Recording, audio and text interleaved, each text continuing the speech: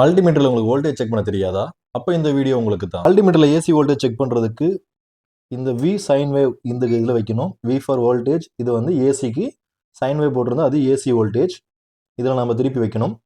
AC வோல்டேஜுக்கு வந்து பார்த்தீங்கன்னா positive negative கிடையாது, ஃபேஸ் நியூட்ரல் மட்டும்தான். அதில் வந்து பொலாரிட்டி ஒன்று கிடையாது. அப்படிங்கும்போது நம்ம வந்து ப்ரோபோட கருப்பு சிகப்பு வந்து பார்த்தீங்கன்னா நம்ம எப்படி வேணாலும் இன்சர்ட் பண்ணி பார்க்கலாம். இது நம்ம வீட்டோட மெயின் சப்ளை.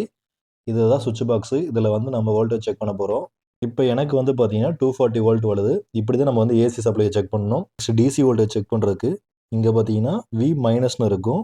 அது வந்து டிசிக்கான சிம்பிள். நம்ம அதில் செட் பண்ணணும். இதில் வந்து பொலாரிட்டி இருக்குது. பிளாக் வந்து பார்த்தீங்கன்னா கிரவுண்டு. இது வந்து கிரவுண்டு. காமன் சொல்கிறது வந்து கிரவுண்டு.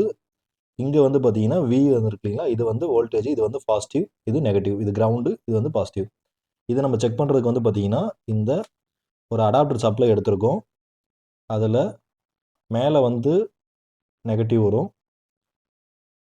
உள்ளுக்குள்ளே வந்து பாசிட்டிவ் வரும்.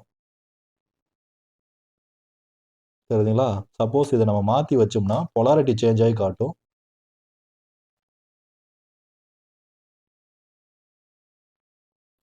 இப்படி தான் நம்ம வந்து வோல்டேஜ் செக் பண்ணணும். டிசி வோல்டேஜை நம்ம இப்படி தான் செக் பண்ணுவோம். டிசி வோல்டேஜ் வந்து பொலாரிட்டி இருக்குது. அதை நம்ம பார்த்து கரெக்டாக ஹேண்டில் பண்ணணும். இந்த வீடியோவில் AC voltage and DC voltage எப்படி செக் பண்ணுறது உங்களுக்கு புரிஞ்சிருக்கும்னு நினைக்கிறேன். இந்த வீடியோக்கு லைக் பண்ணுங்க. இந்த மாதிரி தொடர்ந்து மல்டிமீட்டர் சம்பந்தப்பட்ட டிப்ஸுக்கு நம்ம சேனலை சப்ஸ்கிரைப் பண்ணுங்க. மீண்டும் நாளை புதிய வீடியோவில் சந்திப்போம்.